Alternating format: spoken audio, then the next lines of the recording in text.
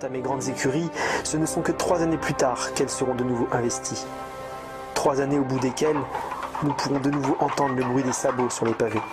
1947 voit un nouveau projet pour les écuries, la création du cercle hippique de Chantilly.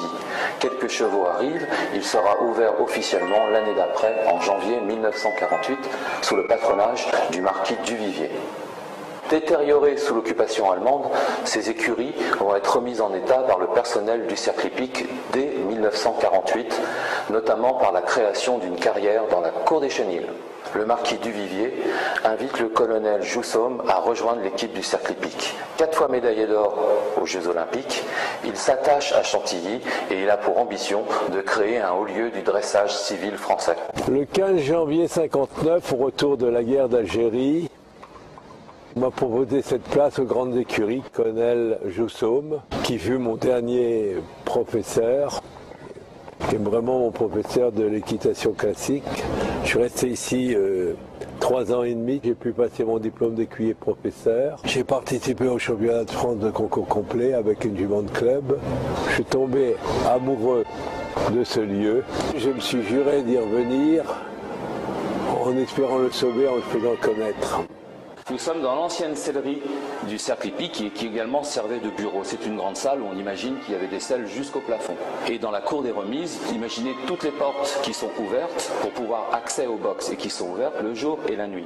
Chaque salle a à peu près 6 box. Il y a une 50aine de chevaux. La cour des remises abrite des appartements, à peu près une 15aine de moniteurs. On imagine l'instructeur, le moniteur, les stagiaires. La cour du fumier, aujourd'hui, à l'époque, c'est que des chevaux. Il y a une 10aine de chevaux là-bas. La grande carrière, ça sert pour l'obstacle. Ce qu'on appelle le manège à l'époque, c'est uniquement pour longer les chevaux. Et surtout la nef, aujourd'hui on peut voir les calèches, à l'époque c'est le manège couvert, qui date du Duc de Malle vers 1880 et qui sera arrêté en 1980. Quand on entre dans le musée du cheval aujourd'hui, on peut voir la billetterie et la boutique. À l'origine, il y a la calèche et le carrosse des princes de Condé à l'entrée dans des vitrines de verre. Et derrière, c'est les boxes que l'on peut voir aujourd'hui, mais qui à l'époque sont entièrement vides et le cercle hippique n'y a aucun accès. Le dôme est un espace de passage. Par terre, il y a les pavés, on ne fait que passer pour entrer dans ce fameux manège.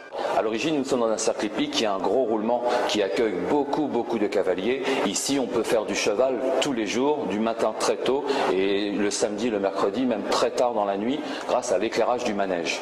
Il y a des centaines et des centaines de personnes qui viennent de très loin, parce que c'est formidable, évidemment, de venir monter dans ces grandes écuries. Et ici, ce qui est extraordinaire, c'est quand on est jeune de venir faire du cheval, on a l'impression de monter dans une cathédrale. Tout est trop grand.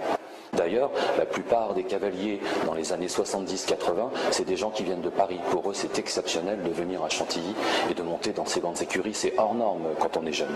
Le lieutenant-colonel de Parisot, en 1977, crée un poney club avec 7 Shetland. Le parc Sylvie, 70 hectares, lui, est réservé au cross pour chevaux. Il y a eu beaucoup de concours hippiques également ici. En 1981, le cercle hippique va déménager dans les écuries Boussac, en haut du Bois Saint-Denis, où il est toujours actuellement. Le cercle hippique se voit contraint de déménager, car depuis 1977, un homme s'était juré de revenir dans ces grandes écuries. Cet homme, lui-même ancien cavalier du cercle hippique, a entre-temps monté 3 centres équestres. Il décide de les revendre pour tout réinvestir dans une véritable folie. C'est en 1982, au bout de 4 années de démarches administratives et d'âpres négociations avec l'Institut de France, que le projet de Yves Bien-Aimé verra enfin le jour.